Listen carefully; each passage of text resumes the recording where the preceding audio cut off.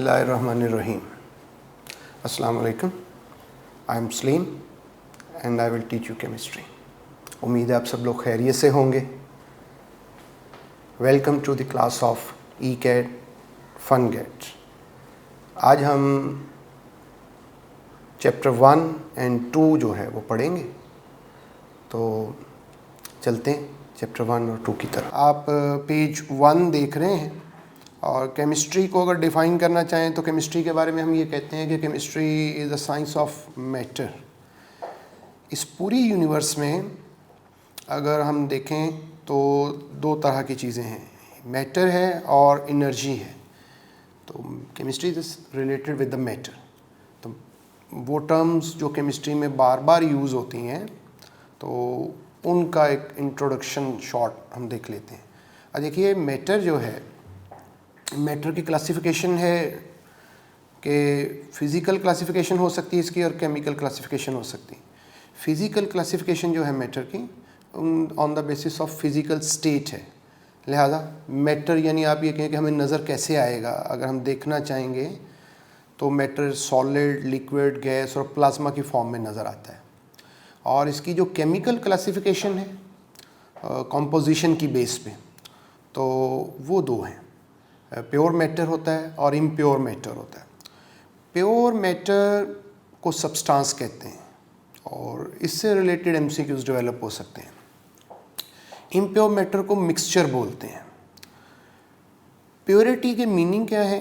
Purity के meaning ये है कि जिसकी composition through out the world same रहे, यानी जिसका नाम जब भी बोला जाए तो हमेशा उसका एक ही फार्मूला हो। देखो, जैसे हम वाटर बोलते हैं तो वाटर का फार्मूला H2O होता है। अब वो हम यहाँ पाकिस्तान में, अमेरिका में, यूरोप में कहीं या मून, मार्स कहीं पे भी बात करेंगे तो वाटर H2O ही होगा। तो प्योर मैटर वो है कि जिसकी कंपोजिशन डेफिनेट होती है थ्रू आउट। अब ये प्योर मैटर फर्दर जो है एलिमेंट भी हो सकता है, कंपाउंड भी हो सकता है। एलिमेंट वो होता है जिसमें आइडेंटिकल एटम्स होते हैं। एलिमेंट की जो करेक्टरिस्टिक है, एलिमेंट की जो पहचान है, वो एटम है। तो एलिमेंट में सारे एटम एक जैसे होते हैं, जबकि एक से ज़्यादा होते हैं लेकिन टाइप के लिहाज से एक ही जैसे होते हैं। जब कंपाउंड में मुख्तलिफ़ किस्म के एटम होते हैं, डिफरेंट टाइप ऑफ एटम्स होते हैं, और वो different type of atoms compound के अंदर अगर कोवलेंट बॉन्ड से अटैच होंगे तो उन्हें कोवलेंट कंपाउंड कहेंगे। अगर डिफरेंट टाइप ऑफ एटम्स जो हैं वो आयनिक बॉन्ड के ज़रिए से अटैच होंगे तो इसे आयनिक कंपाउंड कहेंगे। अब कोवलेंट कंपाउंड की जो करेक्टरिस्टिक है, जो उसकी पहचान है, वो मॉलिक्यूल है। यानी ये नहीं कि कोवलेंट कंपाउंड का सबसे छोटा हिस्सा मॉलिक्यूल है, लेकिन जो पहचान बन गया उसकी, जो उसकी करेक्टरिस्टिक बन गया है कोवलेंट कंपाउंड की, वो मॉलिक्यूल है। इससे ये बात याद रखें कि जब भी हम मॉलिक्यूल बोलेंगे तो हमेशा वो कंपाउंड जो है वो कोवलेंट होगा। और आयनिक कंपाउंड जो है उसकी पहचान फार्मूला यूनिट है। जैसे एग्जांपल के तौर पर देखो, Na सोडियम क्लोराइड का फार्मूला है NaCl, तो NaCl सोडियम क्लोराइड का फार्मूला यूनिट कहलाएगा, मॉलिक्यूल नहीं कहलाएगा। जबकि H2O वाटर का मॉलिक्यूल कहलाएगा। तो जब एटम्स कोवलेंट बॉन्ड से अटैच हों तो वो मॉलिक्यूल फॉर्म करते हैं, और अगर वो आयनिक बॉन्ड से अटैच हों तो उसके फार्मूले को फार्मूला यूनिट बोलते हैं। इस तरह से देखिए, इम्प्योर मैटर है। इम्प्योर मैटर जिसकी कंपोजिशन वेरी हो सकती है, जैसे सोडियम हाइड्रोक्साइड सोल्यूशन है। अब सोडियम हाइड्रोक्साइड सोल्यूशन 1 मोलर भी बन सकता है, 2 मोलर भी, 3 मोलर भी। लेकिन सोडियम हाइड्रोक्साइड को जब भी वाटर में डिज़ोल्व करेंगे तो सोल्यूशन सोडियम हाइड्रोक्साइड सोल्यूशन ही कहलाएगा। तो इसलिए चूँकि इसकी कंपोजिशन वेरी कर सकती है, एक ही नाम लेंगे सोडियम हाइड्रोक्साइड सोल्यूशन, तो कंपोजिशन फिक्स नहीं है। इसके अलग अलग कंपोजिशंस के सोल्यूशन का भी नाम यही रहेगा। तो इसे इम्प्योर मैटर कहते हैं, जिसकी कंपोजिशन वेरी कर जाए, जिसकी तरकीब बदल जाए लेकिन उसका नाम नहीं बदले। तो इम्प्योर मैटर जो है वो फर्दर होमोजीनियस मिक्सचर और हेट्रोजीनियस मिक्सचर होते हैं। होमोजीनियस मिक्सचर को सोल्यूशन भी बोलते हैं।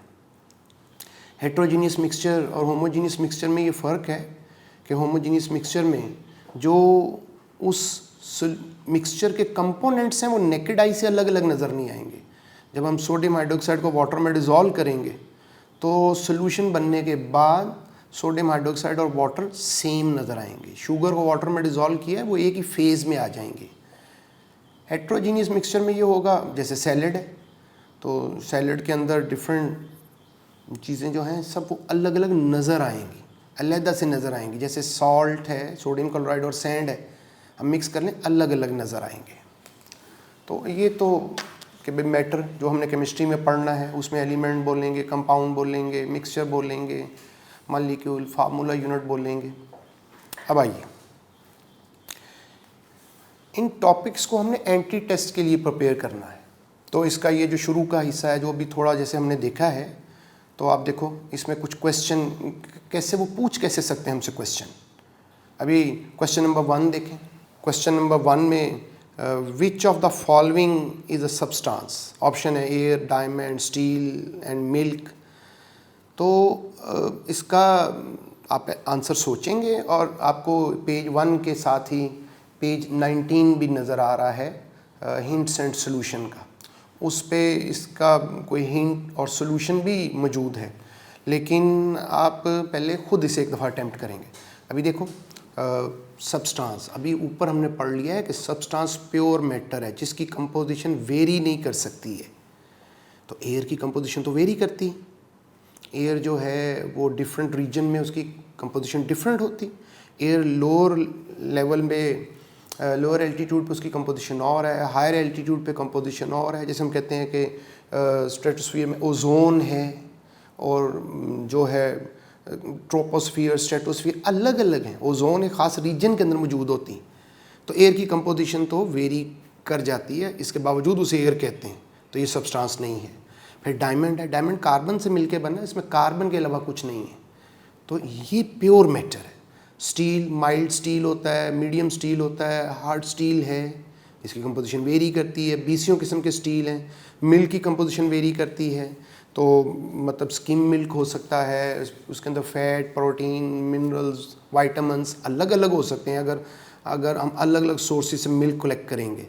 तो इसमें ए, अल्फ़ा और चार्ली और डेल्टा की कंपोजिशन तो वेरी कर सकती है, तो वो सब्सटेंस नहीं है, वो मिक्सचर है। और डायमंड जो है वो हमारा आंसर है। आप पेज 19 पर साथ में देख भी सकते हैं, उसमें मेंशन भी कर दिया कि air, steel and milk are mixtures having varying compositions. Second question देखो, क्वेश्चन ये है इसी से related, the first chemist to use the name atom was. अब इसमें ऑप्शन है जॉन डाल्टन, डेमोक्रिटस, ब्राज़िलियस और ग्रीक फिलोसोफर्स। नाउ जो first the term atom was for the first time coined by the Democritus, लेकिन ये option नहीं है, ये करेक्ट आंसर नहीं है हमारा। उसकी वजह ये है कि डेमोक्रिटस तो केमिस्ट नहीं थे, तो फिलोसोफर थे। क्वेश्चन ये है कि वो फर्स्ट केमिस्ट कौन से थे जिनने सबसे पहले एटम की टर्म यूज़ की, तो वो जॉन डाल्टन है। तो क्वेश्चन को इत्मीनान से देखना है, और उसके अंदर अगर कोई बात ऐसी है कि जो कंफ्यूज कर सकती तो उसे देख। अगर वो ये पूछते कि the term atom was first coined by, तो फिर वो डेमोक्रिटस होता। सिमिलरली देखो क्वेश्चन नंबर 3 पे, पेज नंबर 1 पे, तो radius of atom is of the order of. ये हमने बताना है कि रेडियस जो है एटम का, ये इसकी क्या वैल्यू एग्जैक्ट है, क्या रेंज है। अब जितने ऑप्शन दिए हुए हैं ये वही ऑप्शन है जो बुक में मेंशन है। 0.2 नैनोमीटर लिखा हुआ है एविडेंस ऑफ एटम के अंदर। 0.2 इंटू 10⁻10 मीटर जो है ये नहीं है, तो इसमें तो 0.2 इंटू 10⁻9 मीटर होना चाहिए था। ये तो करेक्ट आंसर नहीं हो सकता। 2 इंटू 10⁻10 मीटर, 0.2 नैनोमीटर को अगर हम करें तो ये 2 इंटू 10⁻10 मीटर भी बनता है, और 1 एंगस्ट्रॉम। अब ये है, अब देखो अल्फ़ा और चार्ली से हम यूज़ टू हैं, ये वैल्यूज़ बुक में लिखी हुई हैं, और बीटा तो वैल्यू करेक्ट नहीं है। अब बात क्या है, अब पेज 19 पे देखो, ये जो बुक में ये वैल्यूज़ गिवन है 0.2 नैनोमीटर और ये 2 इंटू 10⁻10 मीटर, ये वैल्यूज़ हैं डायमीटर की, और क्वेश्चन पूछा गया रेडियस का। तो रेडियस जो है वो पेज 19 पे आओ, क्वेश्चन 3 के सोल्यूशन पे। तो रेडियस जो है वो डायमीटर का हाफ होता है। तो अब डायमीटर जो है वो 0.2 नैनोमीटर गिवन है। मैं पेज 19 पे आप देख रहे हैं क्वेश्चन 3 को। तो इसी को 0.2 इंटू 10⁻⁹ नैनोमीटर या 2 इंटू 10⁻10 जो है वो नैनोमीटर कहेंगे। और 10⁻, क्वेश्चन 3 के सोल्यूशन में रेडियस जो है ना डायमीटर डिवाइडेड बाई 2, तो डायमीटर है 0.2 नैनोमीटर और इसे जब कन्वर्ट करेंगे तो ये 0.2 इंटू 10⁻⁹ मीटर है और फिर 2 इंटू 10⁻10 मीटर है।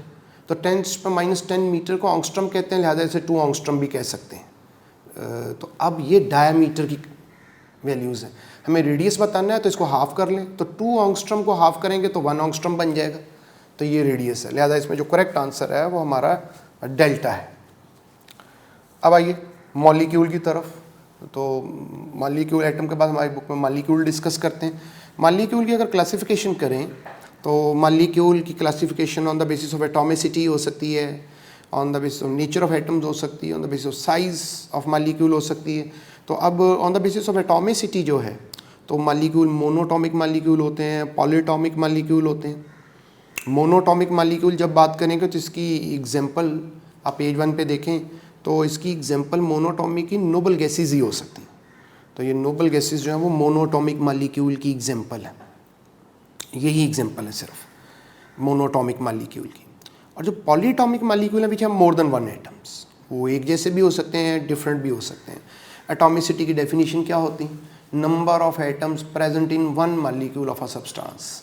तो किसी सब्सटेंस के यानी किसी एलिमेंट के या किसी कंपाउंड के एक मॉलिक्यूल में जो एटम्स की तादाद है वो एटॉमिसिटी है। तो इस बेस पे बाज़ मॉलिक्यूल ऐसे हैं जो एक ही एटम पर मुश्तमिल है मोनोटॉमिक, जिनमें एक से ज़्यादा हैं वो पॉलीटॉमिक हैं। फिर मॉलिक्यूल की क्लासिफिकेशन नेचर ऑफ एटम्स की बेस पे यानी काइंड ऑफ एटम्स की बेस पे, टाइप ऑफ एटम्स की बेस पे है। तो नेचर ऑफ एटम्स की बेस पे ये होमोटॉमिक मॉलिक्यूल होते हैं और हेट्रोटॉमिक मॉलिक्यूल होते हैं। तो होमो मीन सेम, तो ऐसे मॉलिक्यूल जिसमें सारे एटम एक जैसे हैं तो वो होमोटॉमिक मॉलिक्यूल में आ जाएंगे। हीलियम भी है, नाइट्रोजन भी है, S8 भी है। तो इसमें बेशक एक से ज़्यादा एटम हो या एक ही हो, सब एटम एक जैसे हैं। और हेट्रोटॉमिक मॉलिक्यूल वो होगा जिसमें टाइप ऑफ एटम्स डिफरेंट हो जाएंगे, HCl है, अमोनिया है। सिमिलरली मॉलिक्यूल को साइज़ की बेस पे क्लासीफाई करते हैं। माइक्रो मॉलिक्यूल और मैक्रो मॉलिक्यूल की टर्म्स यूज़ की जाती हैं। तो इसको अगर हम क्लासीफाई करना चाहें तो माइक्रो मॉलिक्यूल बोलते हैं कि जिसका मॉलिक्यूलर मैस 10,000 तक हो, 10,000 AMU, ये 1 मॉलिक्यूल का मैस है। और मैक्रो मॉलिक्यूल जिसमें मॉलिक्यूलर मैस 10,000 से एक्सीड कर जाए, तो अबव 10,000 जो भी किसी का मॉलिक्यूलर मैस होगा तो वो मैक्रो मॉलिक्यूल कहलाएगा। अच्छा, मेन पॉइंट्स के साथ अब आओ देखो इसको क्वेश्चन कैसे पूछते हैं। तो आप क्वेश्चन नंबर 4 देखें। क्वेश्चन नंबर 4 पेज 1 पे, which of the following does not exist as simple molecule, कि कौन है जो इसमें से सिंपल मॉलिक्यूल के तौर पे एग्जिस्ट नहीं करता है। तो देखो ऑप्शन है अल्फा नियॉन है, कार्बन डाइऑक्साइड है और सिलिकॉन डाइऑक्साइड है, फास्फोरस है। अब नियॉन तो सिंपल मॉलिक्यूल है, कार्बन डाइऑक्साइड भी सिंपल मॉलिक्यूल है, सिलिकॉन डाइऑक्साइड मैक्रो मॉलिक्यूल है। सिंपल मॉलिक्यूल जो मैक्रो मॉलिक्यूल नहीं है, यानी जब हम ये बताना चाह रहे हैं कि कौन सिंपल मॉलिक्यूल नहीं है तो हम ये बताना चाहते हैं कौन मैक्रो मॉलिक्यूल है। अब डेल्टा में फास्फोरस में ना 2 ऑप्शन है। फास्फोरस जो है उसकी 2 एलोट्रोप्स हैं, रेड फास्फोरस भी होता है और वाइट फास्फोरस भी। अब पेज 19 पर क्वेश्चन 4 का सलूशन देखें। जो वाइट फास्फोरस है वो है सिंपल मॉलिक्यूल एग्जिस्ट करता है और जो रेड फास्फोरस है वो मैक्रो मॉलिक्यूल है। लिहाजा फास्फोरस में दोनों ऑप्शन है। सिंपल मॉलिक्यूल के तौर पे इसका आइसोटोप जो है एलोट्रोप वो एग्जिस्ट करता है और रेड फास्फोरस मैक्रो मॉलिक्यूल के तौर पे एग्जिस्ट करता है। तो वो जिसमें डाउट नहीं है और जो सिर्फ हमेशा मैक्रो मॉलिक्यूल होगा वो सिलिकॉन डाइऑक्साइड है। लिहाजा इसके ऑप्शन 4 ली है। क्वेश्चन 5 देखिए, विच of the following, W of mean which of the following has highest atomicity. तो एटॉमिसिटी हमने पढ़ा था कि किसी मॉलिक्यूल में एटम्स की तादाद, एक मॉलिक्यूल में, तो अभी आगे फार्मूला दिया हुआ है, सल्फ्यूरिक एसिड है, इथिलीन ग्लाइकोल है, ओलियम है, फास्फोरिक एसिड है। तो देखिए इनके फार्मूले आने की टाइम मैनेजमेंट वाला थोड़ा है क्वेश्चन, यानी ये ज़्यादा कंसेप्चुअल नहीं है, लेकिन इसमें हम विद इन टाइम कैसे मैनेज कर लेते हैं जल्दी से। पेज 19 पे देखो इसका जो सॉल्यूशन है, तो सल्फ्यूरिक एसिड क्वेश्चन 5 और ये इथिलीन ग्लाइकोल CH2OH CH2OH, इसका मोलेकुलर फार्मूला है C2H6O2। Sulphuric acid, phosphoric acid, तो सब में एटॉमिसिटी गिवन है 7 10 11 8। मैक्सिमम किस में है, तो मैक्सिमम हमने बतानी है कि मैक्सिमम जो एटम्स हैं किसी मालिक्यूल में तो वो चार्ली है, सिर्फ ओलियम है। तो जनाब अब आइए पेज 2 पर। पेज 2 पे देखो हमारे पास अभी मालिक्यूल से रिलेटेड कैसे क्वेश्चन हो सकते हैं। क्वेश्चन 6 देखिए, विच of the following is not a macro molecule. अभी वहाँ ये हमने बताना था पिछले क्वेश्चन में कि कौन मैक्रो मालिक्यूल, अब ये बताना कौन मैक्रो मालिक्यूल नहीं है। तो ग्रेफाइट, सिलिका, डायमंड, ये सब मैक्रो मालिक्यूल हैं। और dry ice solid carbon dioxide को कहते हैं। कार्बन डाइऑक्साइड सिंपल मालिक्यूल है, लिहाजा ये चार्ली हो जाएगा हमारे पास। तो मीन टू से कि इस क्वेश्चन से हमें ये सीखना है कि कुछ मैक्रो मालिक्यूल्स की जो एग्जांपल्स हैं वो हमारे जहन में होनी चाहिए। जो मेजर हैं मैक्रो मालिक्यूल मोस्टली तो आ गए, सिलिका है, ग्रेफाइट है, डायमंड है, सिलिकॉन कार्बाइड है, बोरॉन नाइट्राइड है।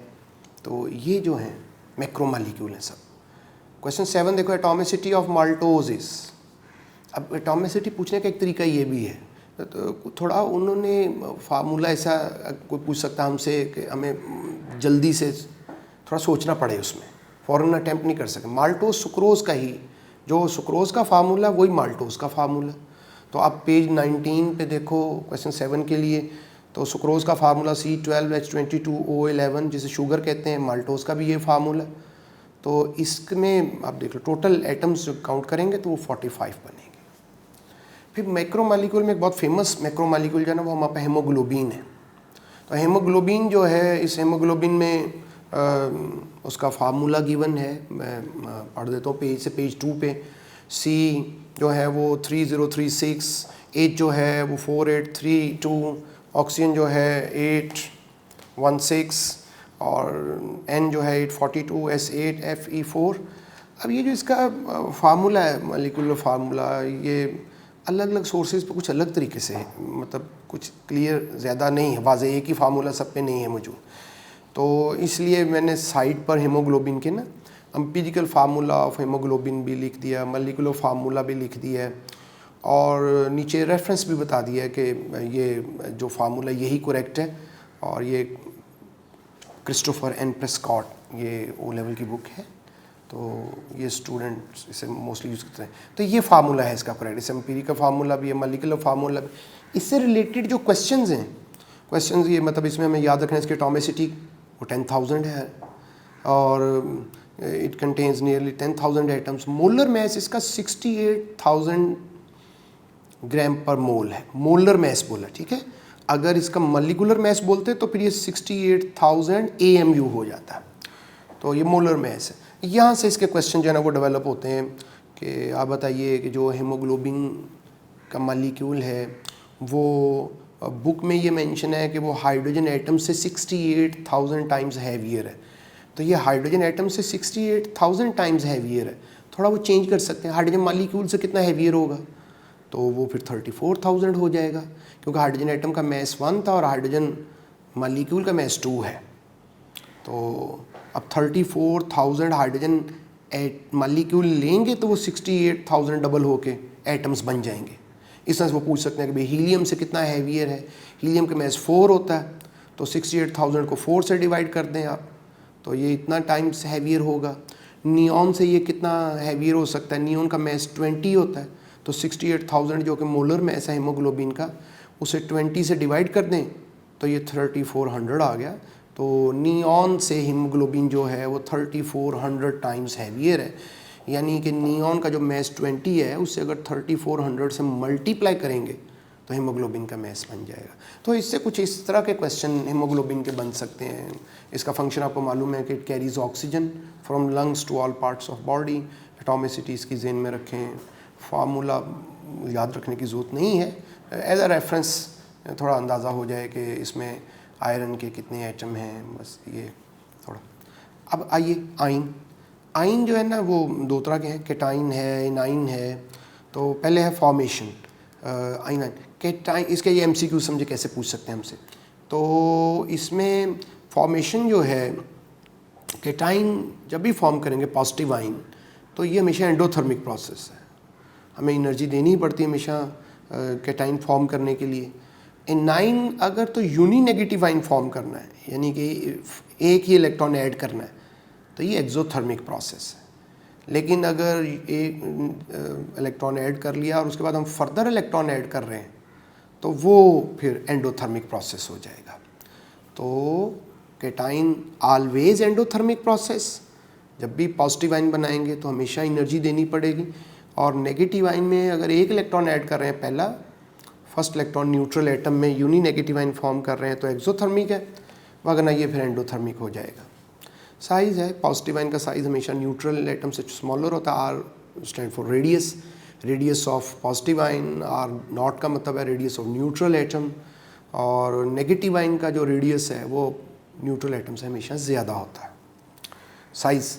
अबंडेंस देखो, अबंडेंस में ना दो बातें, एक तो ions having group of atoms, यानी ऐसे आइंस जिनमें एक से ज़्यादा एटम्स मौजूद हो। केटाइन में एग्जांपल लो, जैसे देखो H3O पॉजिटिव, जैसे NH4 पॉजिटिव, जैसे CH3 पॉजिटिव। तो ये आइन हैं जिनमें मोर देन वन एटम है। तो अगर इनकी बात करें तो इस तरह के पॉजिटिव आइन जिनमें ग्रुप ऑफ एटम्स हैं वो कम है, बहुत कम है।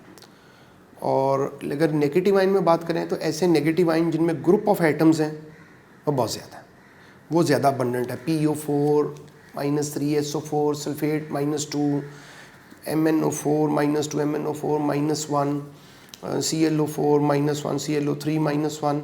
तो ये ऐसे नेगेटिव आइंस की अगर हम एग्जांपल की बात करें जिनमें एक से ज़्यादा एटम्स हैं, तो ये काफ़ी हैं, बेशुमार है। तो ये हमसे पूछते हैं MCQs में कि कौन अबंडेंट है, तो फिर इसको इस हवाले से याद रखना है कि पॉजिटिव आइन जिनमें एक से ज़्यादा एटम्स हों तो वो अबंडेंट कम है और नेगेटिव आइन ज़्यादा है। फिर दोबारा देखो नीचे, सिंपल कैटाइन, सिंपल कैटाइन जो मतलब एक ही एटम पर मुश्तमिल है, Na+Mg+2Al+3, चार्ज जितना मर्जी हो, एटम एक ही हो, एक ही एटम है, उस पर कोई चार्ज की वैल्यू है, तो वो ज़्यादा अबंडेंट है। क्योंकि पॉजिटिव आइन तो मेटल्स फॉर्म करती हैं और प्रोडक्ट टेबल में मोस्टली एलिमेंट्स जो हैं वो मेटल्स ही हैं। और ऐसे नेगेटिव आइन जो हैं molecular anions are less abundant, के मॉलिक्यूलर आइन हम फॉर्म करें।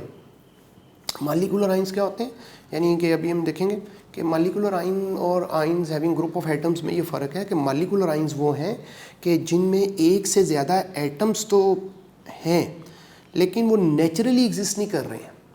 यानी हम एक मॉलिक्यूल लेते हैं, मॉलिक्यूल नेचर में न्यूट्रल होता है, तो हम उस पर कोई चार्ज डेवलप करते हैं। जैसे देखो CH4 है, तो CH4 नेचर में न्यूट्रल है, तो अगर हम उस पर कोई हाई एनर्जी पार्टिकल्स की बम्बारमेंट करके तो उस पर अगर हम डेवलप कर देते हैं चार्ज, तो वो ज़्यादातर पॉजिटिव चार्ज ही आएगा। लिहाजा ये जो एनाइन का लास्ट पॉइंट लिखा हुआ है कि molecular anion are less abundant than molecular cation, तो हम जब ये करेंगे कि हम कोई मॉलिक्यूल लेंगे और उस मॉलिक्यूल में हम उस पर, वो चूँकि नेचुरली तो न्यूट्रल है, हम उस पर कोई चार्ज डेवलप करेंगे तो उसमें फिर ये होगा कि केटाइन ज़्यादा बनेंगे और नेगेटिव आइन बहुत कम बनेंगे। तो मॉलिक्यूलर आइन में फिर याद रखना, मॉलिक्यूलर आइन नेचुरली एग्जिस्ट नहीं करेगा, मतलब NH4+, H3O+, CH3+, यानी कार्बोकेटाइन ये नेचुरली एग्जिस्ट करते हैं कंपाउंड्स के अंदर और अंडर डिफरेंट कंडीशंस। लेकिन जो मॉलिक्यूलर आइन है, मॉलिक्यूलर जैसे O3+, ओजोन है, न्यूट्रल है, हम उस पर इलेक्ट्रॉन की बम्बारमेंट करके तो उसका आइन फॉर्म करते हैं, उससे मॉलिक्यूलर आइन कहेंगे। तो मॉलिक्यूलर आइन की एक पहचान हमेशा याद रखना कि मॉलिक्यूलर आइन वो होगा कि जिसमें चार्ज किसी हाई एनर्जी पार्टिकल की बम्बारमेंट के बाद आएगा, और इस तरह से जब हम चार्ज फॉर्म करेंगे तो इसमें जो केटाइन है, केटाइनिक मॉलिक्यूलर आयन, उनके फॉर्म होने के चांसेस ज़्यादा हैं और नेगेटिव मॉलिक्यूलर आयन कम बनते हैं। तो अभी देखो इसका क्वेश्चन कैसे हो सकता है मॉलिक्यूलर आयन के ना, इसमें सबसे इंपॉर्टेंट यही है। विच ऑफ द फॉलोइंग, क्वेश्चन 8 है, पेज 2 पे हम। तो विच of the following is molecular ion, तो मॉलिक्यूलर आयन हमने बताना है कौन सा। तो देखो इसमें जो है पेज 19 पे सॉल्यूशन इसका, इसमें जो H3O प्लस है, NH4 प्लस है, CH3 प्लस है, they are not molecular ions, ये मॉलिक्यूलर आयन नहीं है। CH3 प्लस जो है ना ये कार्बोकेटाइन है, तो कार्बोकेटाइन मॉलिक्यूलर आयन नहीं होते हैं, जबकि इसमें O3 प्लस जो है वो मॉलिक्यूलर आयन है। तो बाकी जो वो तीनों जो हैं इसमें अल्फ़ा, बीटा और चार्ली, ये कहलाएंगे cations having group of atoms. तो ये हमारी इलेक्ट्रॉन की बम्बार्डमेंट से इन पे पॉजिटिव चार्ज नहीं आया है, तो ये पहले से है। मॉलिक्यूलर आयन वो होगा जो तो कोवलेंट होगा नेचर में और उस पे पहले से कोई चार्ज प्रेजेंट होगा नहीं, कोई पहले से चार्ज प्रेजेंट नहीं होगा और हम फॉर्म करेंगे। क्वेश्चन 9 देखो, दी ऑड स्पीशीज। अब नीचे ऑप्शन गिवन है, तो इन ऑप्शन में देखो जो CH4 अल्फा है ना वो मॉलिक्यूलर आयन है और बाकी फिर सब मॉलिक्यूलर आयन नहीं है। ऑड स्पीशीज में से जो बाकियों से मुख्तलिफ है, तो मॉलिक्यूलर आयन को ऐसे भी पूछा जा सकता है, जैसे ऊपर वाले क्वेश्चन में 8 में पूछा था मॉलिक्यूलर आयन कौन है, और नीचे इस तरह से बात कर दी कि बाकियों से मुख्तलिफ कौन है, तो मॉलिक्यूलर आयन बाकियों से मुख्तलिफ है। CH4 मॉलिक्यूलर आयन है, तो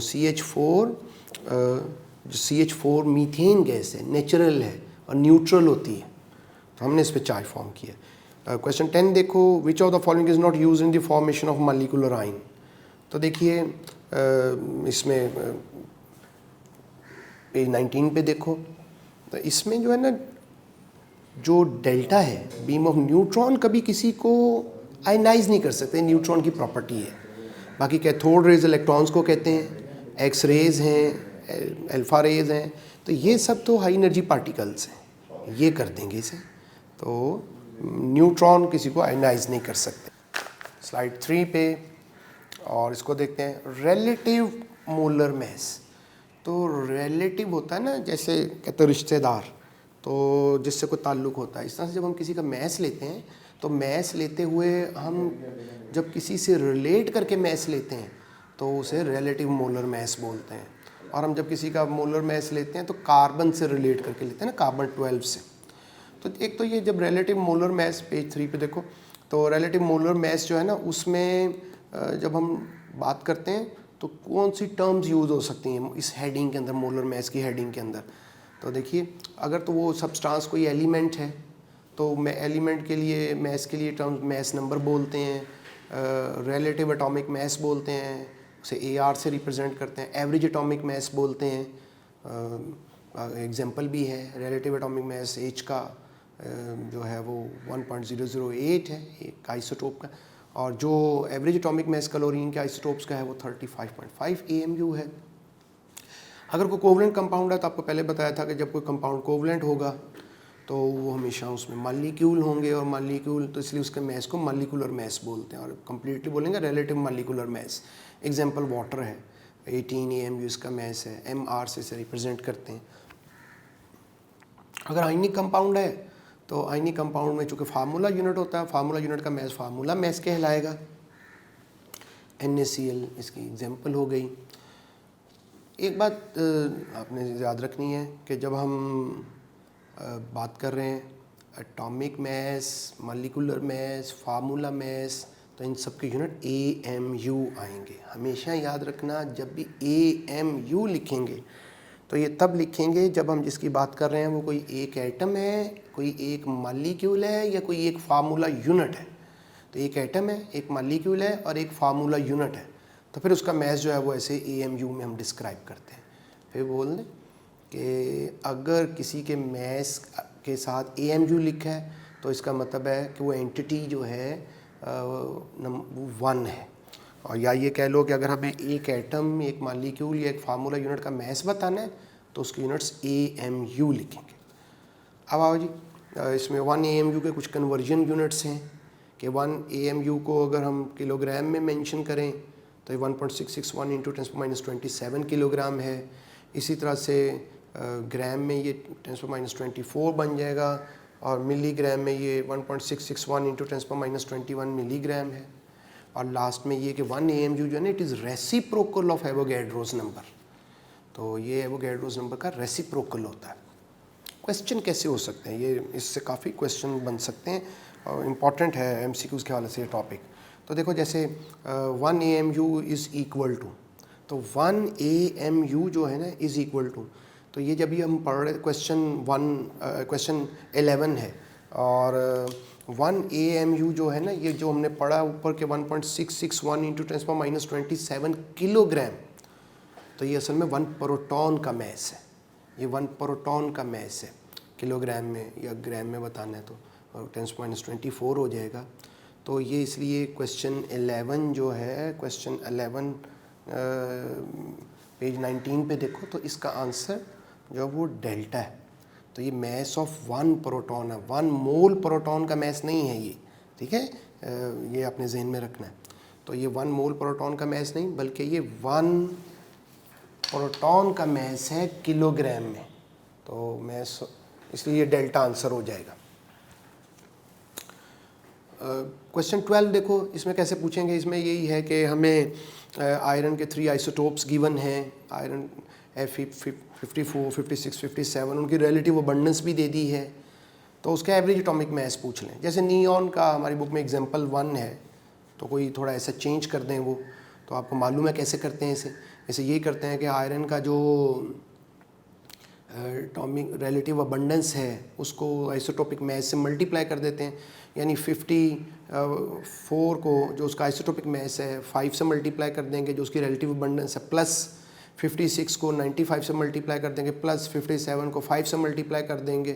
तो ये जो इसका आंसर जो है ना वो क्वेश्चन 12 का पेज 19 पे देखो, तो ऐसे करके तो इसका आंसर हम आपका 55.95 AMU बनेगा, ठीक है। ये एवरेज एटॉमिक मास है, एटम का मास लोगे तो वो AMU में ही आएगा, AMU में आएगा। तो थोड़ी ऐसी प्रैक्टिस होनी चाहिए हमें इस तरह के क्वेश्चन करने की कि अगर वो आइसोटोपिक मास दे दें और रिलेटिव अबंडेंस दे दें तो हम कैसे करेंगे। क्वेश्चन 13 देखो, mass of 1 molecule of hydrogen is.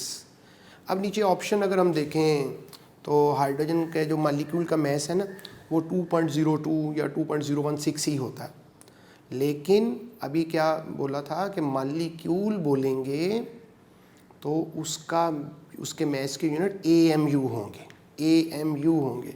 तो इसमें जो अल्फ़ा ऑप्शन है क्वेश्चन 13 की पेज 3 पे, तो उसमें वैल्यू तो ठीक है 2.02, लेकिन उसके यूनिट ठीक नहीं है, यूनिट जो है वो ग्राम है। अगर यहाँ पे AMU लिखा होता तो ये एक हाइड्रोजन मॉलिक्यूल का मैस हो जाता। बीटा तो गलत है, वो तो एक हाइड्रोजन एटम का वैल्यू है और यूनिट उसमें भी गलत है और चार्ली भी गलत। अब इसका आंसर करेक्ट कैसे फाइंड करेंगे, पेज 19 पे आओ। पेज 19 पे देखो question 13, relative molecular mass of H2 है 2.016 या राउंड ऑफ कर लोगे तो ये 2.02 AMU बन गया। अब ये जो हमने जो आंसर, हमें तो AMU में कोई भी नहीं गिवन हमारी ऑप्शन के अंदर, तो हम क्या करेंगे कि आंसर हमें सब गिवन है ग्राम के अंदर, तो हम AMU से ग्राम में कन्वर्ट करते हैं इसे। और अभी हमने क्या पढ़ा था कि 1 AMU किसके इक्वल है, 1.66 इंटू 10⁻24 ग्राम के इक्वल है। तो इसे मल्टीप्लाई कर देंगे। कैलकुलेटर की यहाँ मतलब ज़रूरत नहीं है, थोड़ी मेंटल कैलकुलेशन करनी चाहिए। 1.6 को आप समझ लो जैसे 1.5 से थोड़ा ज़्यादा है, यानी 1.5 से थोड़ा ज़्यादा है। और जब ये 1.5 से थोड़ा ज़्यादा है और इसे 2 से मल्टीप्लाई करो, डेसिमल के बाद वाली फिगर्स छोड़ दो, इसे ऐसे समझो कि 1.5 से कुछ ज़्यादा है और 2 से मल्टीप्लाई कर रहे हैं, तो ये 3 से कुछ ज़्यादा आ जाएगा, क्योंकि अगर 1.5 होता तो डबल करते तो 3 होता। तो इसलिए इसका आंसर ग्राम में ये जो है ना फिर हमारे पास डेल्टा बन जाएगा। तो अगर तो यहाँ पर 2.02 AMU होता तो फिर अल्फ़ा ऑप्शन ठीक थी, लेकिन ग्राम में इसका आंसर डेल्टा बन गया। अभी आओ क्वेश्चन 14 पे। क्वेश्चन 14 में ये कहते हैं कि दी 1/6 of the mass of an atom of carbon 12 is. अच्छा, अब अगर आप गौर करो तो देखो सोल्यूशन आपके सामने मौजूद तो है, पेज 19 पे अभी वहाँ नहीं देखना, मतलब प्रैक्टिस के लिए आपने इसको पहले सोचना है कि अगर ऐसे क्वेश्चन, ये क्वेश्चन 14 जो है और क्वेश्चन 13 की स्टेटमेंट डिफरेंट है, आंसर भी सेम है और एक ही क्वेश्चन को पूछा दोबारा थोड़ा अलग तरीके से।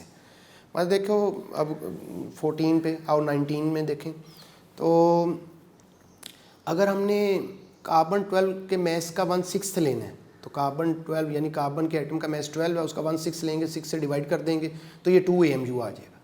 तो अब देखो हाइड्रोजन के एक मालिक्यूल का मास भी तो 2 AMU था, तो कार्बन 12 का 1/6 भी 2 AMU बन गया। अब AMU में तो मैं आंसर गिवन नहीं है कोई भी 14 के अंदर, और आंसर ग्राम में या किलोग्राम में है। तो अब ग्राम में तो जैसे ऊपर था, बस अब आप इसको देखो अगर किलोग्राम में कन्वर्ट करें तो AMU को ग्राम में कन्वर्ट करना हो तो 1.66 इंटू 10⁻24 से मल्टीप्लाई करते हैं, या किलोग्राम में कन्वर्ट करना तो 1.6 इंटू 10⁻27 से मल्टीप्लाई करते हैं। तो ये आंसर 3.32 इंटू 10⁻27 किलोग्राम बन जाएगा। पर 13 में ऑप्शन करेक्ट ग्राम में था और 14 में आंसर करेक्ट जो है वो किलोग्राम में है। और ये अल्फ़ा आंसर क्यों नहीं है, क्योंकि 12 को 6 से डिवाइड किया तो 2 आया। तो बीटा आंसर क्यों नहीं है, क्योंकि उस बीटा आंसर तब होता है जब बीटा के साथ क्या लिख देते 2 AMU। आइए तो मतलब ऐसे कर सकते हैं। 15 क्वेश्चन देखो पेज 3 पे, which of the following is equals to 1/4 of the mass of an atom of carbon 12। 1/4 of the mass of an atom carbon 12। अच्छा ऊपर कार्बन 12 के मास का 1/6 लिया था, अब कार्बन 12 के मास का 1/4 ले लो। तो 1/4 कैसे लेते हैं, 1/4 से मल्टीप्लाई कर दो, 4 से डिवाइड कर दो, तो ये 3 AMU हो गया। इसका मतलब ये है, अब 19 पेज पे देखो क्वेश्चन 15 आंसर कि हमें जब कार्बन 12 जो है उसके मास का 1/4 लिया तो ये 3 आ गया। तो जब ये 3 आ गया तो अब हमें ऐसा ऑप्शन देखनी है जिसमें एटम का मास 3 हो। कन्फ्यूजन क्या है, सिंपल कन्फ्यूजन ये है कि इसकी क्वेश्चन 15 की ऑप्शन में एटॉमिक नंबर भी गिवन है और मास भी गिवन है। तो बस इसमें ये याद रखना है कि जो सबस्क्रिप्ट के तौर पे लिखते हैं, यानी जो नीचे लिखते हैं सिंबल के सबस्क्रिप्ट, तो वो एटॉमिक नंबर होता है। तो लिथियम इसका आंसर नहीं है, 3 जो है वो एटॉमिक नंबर है। हमें वो एटम देखना है कि जिसका मास 3 हो, तो लिहाजा इसका आंसर डेल्टा बनेगा। ट्रिटियम उसका मास 3 है। क्वेश्चन 16 में methane is heavier than helium by. तो ऐसे पूछ सकते हैं कि कार्बन से कंपेयर करने के बजाय 2 डिफरेंट एटम्स को कहें कि आपस में कंपेयर कर दें। तो क्वेश्चन 16, अब मीथेन का मास होता है 16, हीलियम का मास होता है 4। अब आप बताओ मीथेन हैवियर है हीलियम से, यानी हीलियम के मास को किससे मल्टीप्लाई करें कि मीथेन का मास बन जाए। तो हीलियम का मास चूँकि 4 है तो उसको 4 से मल्टीप्लाई करेंगे तो मीथेन का मास यानी 16 बन जाएगा। तो ये फिर 4 टाइम हैवियर हुआ, यानी हीलियम के एटम का जो मास है उसे 4 से मल्टीप्लाई करके मीथेन का मास बनेगा। तो ये जो 16 है फिर ये बीटा हो जाएगा। आंसर इस तरह से।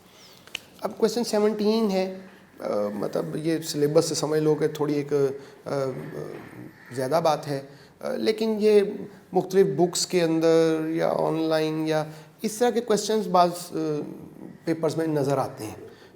पास पेपर में तो नहीं, लेकिन प्रैक्टिस पेपर में जो मुख्तलिफ लोग यूज़ करते हैं, तो इसलिए इसे ऐड कर दिया ताकि कन्फ्यूजन आपकी नहीं रहे। क्वेश्चन 17 पेज 19 पे सॉल्यूशन भी उसका पूरा लिख दिया है। मैं इसको आसान करके बताने की कोशिश करता हूँ। देखो क्वेश्चन ये है कि we consider that 1/6 in place of 112 mass of carbon atom is taken to be the relative atomic mass unit. The mass of 1 mole of, वो कहते हैं कि देखिए अगर हम स्टैंडर्ड के तौर पे कार्बन 12 का 112 लेते हैं, तो अगर हम ये करें कि कार्बन 12 का 1/6 ले लें स्टैंडर्ड के तौर पे, तो फिर आप बताइए कि किसी भी सब्सटेंस का जो मोलर मैस लेंगे तो उस पर क्या फ़र्क पड़ेगा। तो आंसर इसका है कि मोलर मैस पे फ़र्क नहीं पड़ेगा, वो सेम रहेगा। अच्छा देखो क्यों नहीं फ़र्क पड़ेगा। आसान बात जो है इसकी वो ये है कि हमें ये याद रहे कि मोलर मैस कहते किसको हैं। मोलर मैस बोलते हैं कि अगर हम किसी के एवोगैड्रो नंबर ऑफ पार्टिकल्स ले लें तो उनका जो मैस होगा वो मोलर मैस कहलाएगा। तो अगर हम कार्बन 12 लेते हैं उसका 112, तो वो जो 112 ऑफ कार्बन एटम है उसकी बजाय 1/6 ले लेते हैं, तो जो इसका मतलब है कि जो नंबर ऑफ पार्टिकल है वो हाफ हो जाते हैं। 6.02 × 10⁻23 नहीं रहेंगे, बल्कि 6.02 इंटू 10⁻23 का हाफ हो जाएंगे। तो उनका जो भी मैस बनेगा उसे मोलर मैस नहीं कहेंगे। मोलर मैस तब कहेंगे किसी को कि जब उसके particles, atom, ions, molecules, formula units जो भी हैं उनकी तादाद एवोगैड्रो तादाद होगी।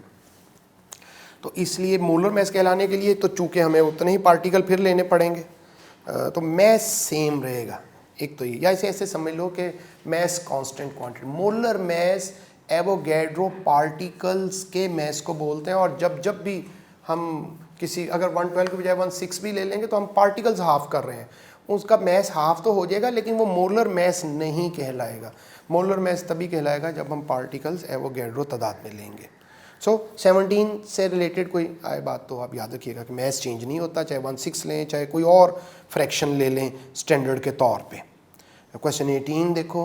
क्वेश्चन 18 जब हमने सॉल्व करना है तो कहते हैं relative atomic mass of carbon is, देखिए इसको ऐसे भी बोल सकता है कोई कि average atomic mass of carbon is, यानी अगर average atomic mass of carbon या रिलेटिव एटॉमिक मास ऑफ, देखो ये जो average atomic mass of carbon है तो इसमें ऐसे है कि कार्बन का जो मास है ना 12, वो कार्बन के एक आइसोटोप का मास है।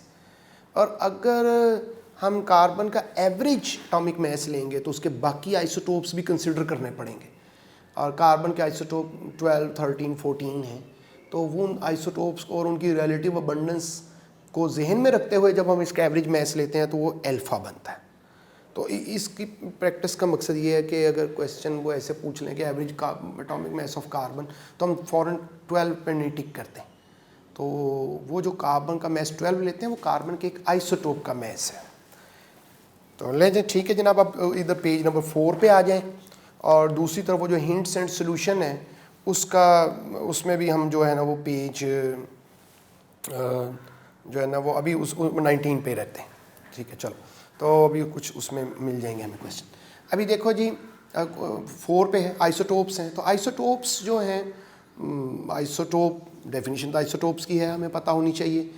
और ग्रीक वर्ड है, इसका मतलब सेम प्लेस। डेफिनेशन के atoms of an element having same atomic number different mass, तो ये आइसोटोप्स हैं।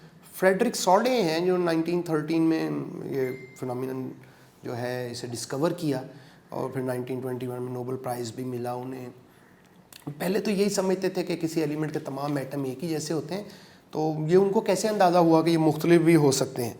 तो मुख्तलिफ हो सकते हैं इसका अंदाज़ा असल में वो फ्रेडरिक सॉडे जो है वो रेडियो एक्टिविटी जो है उस पर रिसर्च कर रहे थे, उस पर काम कर रहे थे। तो वो यूरेनियम, पेज 4 पे अगर आप देखें ना पहली लाइन में, तो यूरेनियम से लेड तक की सीरीज़ वो स्टडी कर रहे थे। यानी एक रेडियो एक्टिव एलिमेंट होता है वो अपने डॉटर एलिमेंट्स में चेंज होता है, तो प्रोडिक टेबल के हिसाब से यूरेनियम से लेड तक 11 एलिमेंट्स बनने चाहिए थे। लेकिन जब उन्होंने इसको नोटिस किया तो पता चला कि दरमियान में 40 स्पीशीज़ आ गई, 40 एटम्स जो हैं वो डिस्कवर हो रहे हैं, पता चल रहे हैं सीरीज़ के अंदर। तो वो बाकी तो फिर इसको जब उन्होंने फर्दर स्टडी किया तो अंदाज़ा हुआ कि एक एलिमेंट के एटम्स डिफरेंट भी हो सकते हैं, उन्हें आइसोटोप कहते हैं। और सॉडे जो हैं उनके नाम पे सोडाइट एक मिनरल भी है, ऑनर देने के लिए उनको यूरेनियम की। आइसोटोप्स में मुख्तलिफ टर्म यूज़ हो सकते हैं। आइसोटोप हो गया, आइसोबार किसे कहते हैं? आइसोबार कहते हैं जो आइसोटोप में था कि एटॉमिक नंबर सेम हो, मैस नंबर डिफरेंट हो। और अगर ये हो जाए कि एटॉमिक नंबर डिफरेंट हो जाए और मैस नंबर सेम हो जाए तो ये आइसोबार है। और ये इसकी एग्जांपल भी कोट कर दी हैं, H13, H23।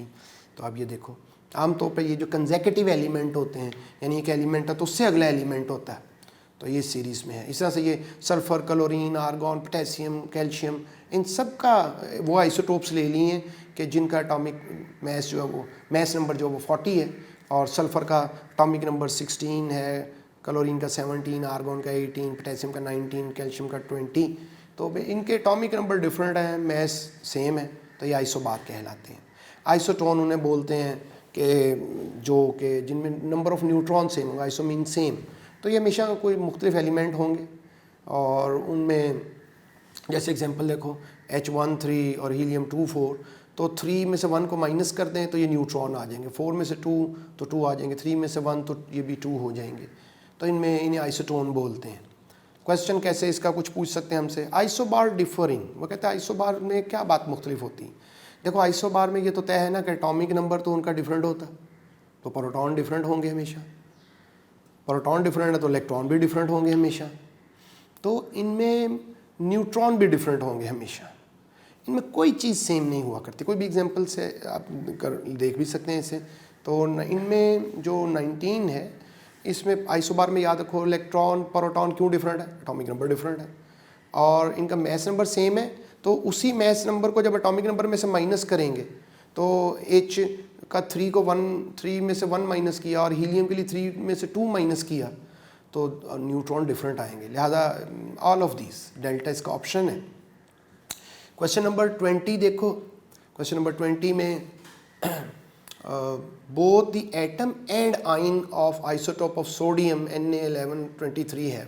देखो इस क्वेश्चन में पहले तो एक बात समझो, सोडियम का एक आइसोटोप ले लिया है और आइसोटोप है सोडियम का 1123 वाला।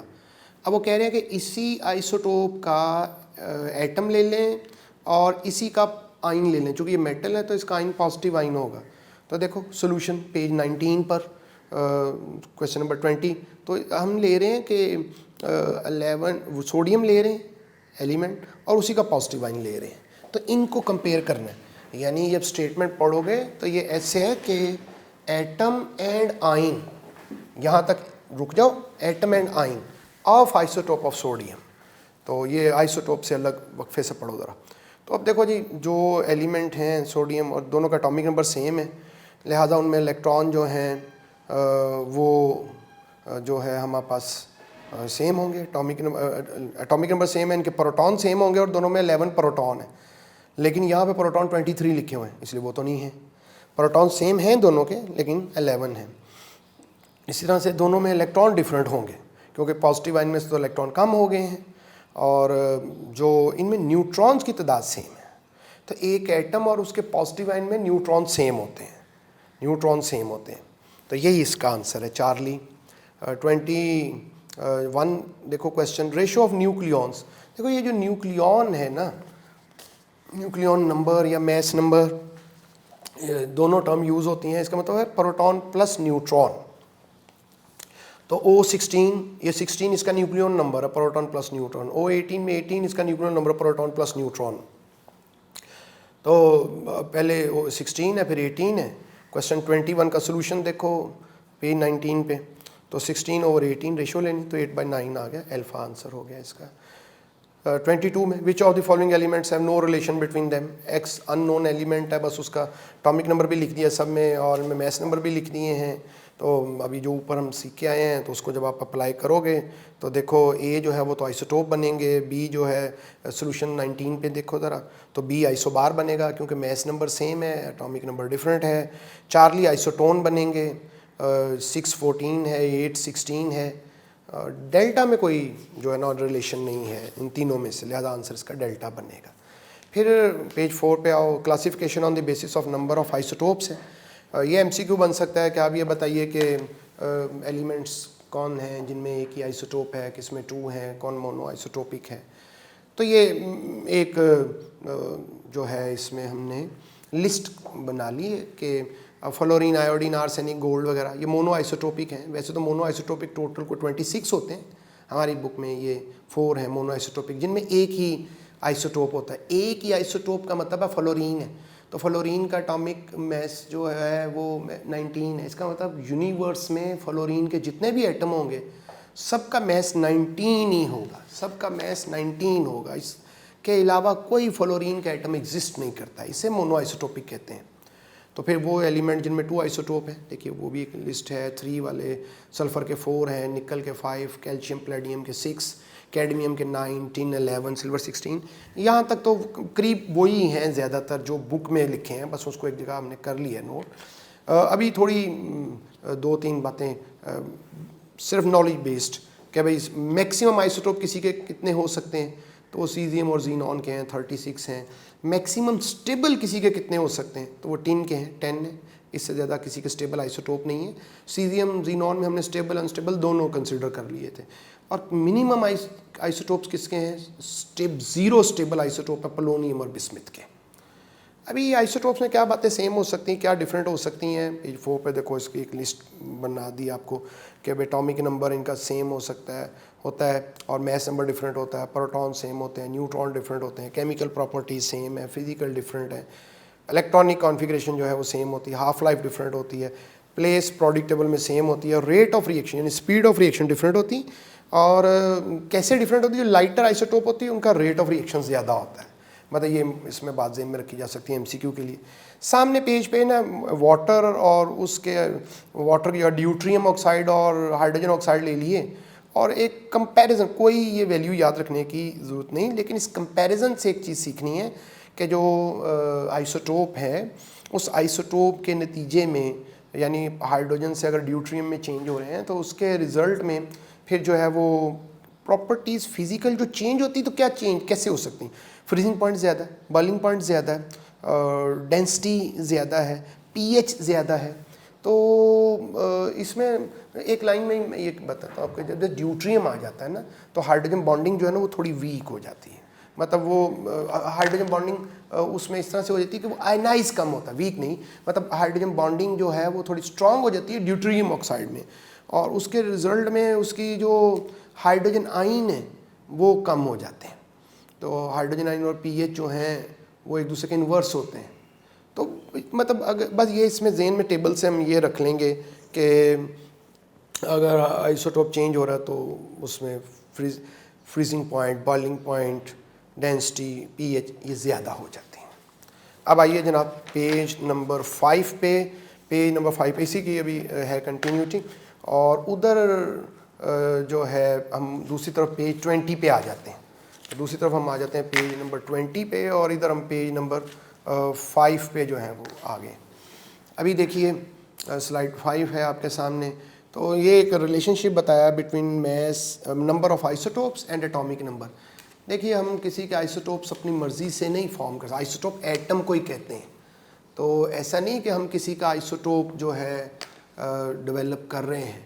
जो आर्टिफिशियल होते हैं ना तो वो भी ये होता है कि पहले से मौजूद आइसोटोप्स के अंदर कोई चेंज कर रहे होते हैं हम। तो रिलेशनशिप बिटवीन, लेकिन हम ये जान सकते हैं कि किसी के आइसोटोप कितने हैं और उन आइसोटोप्स की तादाद का एटॉमिक नंबर से क्या रिलेशनशिप है। और इसमें देखें relationship between number of isotopes and atomic number, दो बातें आसान सी कि जिनमें इवन एटॉमिक नंबर होता है they have large number of isotopes, और जिनमें ऑड एटॉमिक नंबर होता है usually they do not have more than 2 stable isotopes.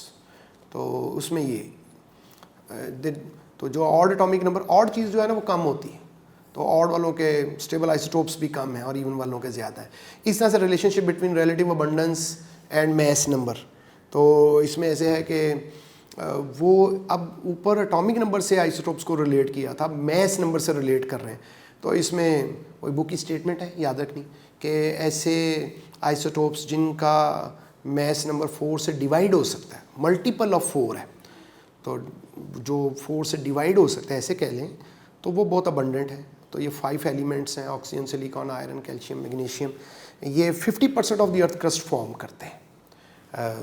तो आइए कुछ फिर क्वेश्चन जैसे है 23, भाई को क्वेश्चन हमसे पूछना चाहें तो कैसे पूछ सकते हैं, इसको करते हैं बात। देखो विच of the following has least relative abundance. Sulphur के 4 आइसोटोप्स गिवन है, 35 होता नहीं है इसका आइसोटोप, 35 लिखा नहीं, तो इसका आइसोटोप होते हैं सल्फर 16, 32, 33, 34, 36। इसका हिंट भी सामने ही लिख दिया है और इसी क्वेश्चन में ही पेज 5 पे, और उसमें ये लिख दिया है कि देखो ये जो न्यूट्रॉन प्रोटॉन रेशो अगर अराउंड 1 हो तो वो सबसे ज़्यादा स्टेबल होता है, अगर न्यूट्रॉन प्रोटॉन रेशो 1 से ज़्यादा हो तो वेरी अनस्टेबल होता है, और अगर 1 से कम हो तो लेस स्टेबल होता है। और अबंडेंट कौन होगा, जो ज़्यादा स्टेबल है, और लेस अबंडेंट कौन होगा, जो वेरी अनस्टेबल है। तो न्यूट्रॉन प्रोटॉन रेशो इसमें सबसे ज़्यादा किसकी है, डेल्टा की, तो उसमें न्यूट्रॉन प्रोटॉन रेशो 1 से ज़्यादा है, बाकियों के कंपैरेटिव ज़्यादा है, तो इसलिए वो लीस्ट अबंडेंट भी हैं।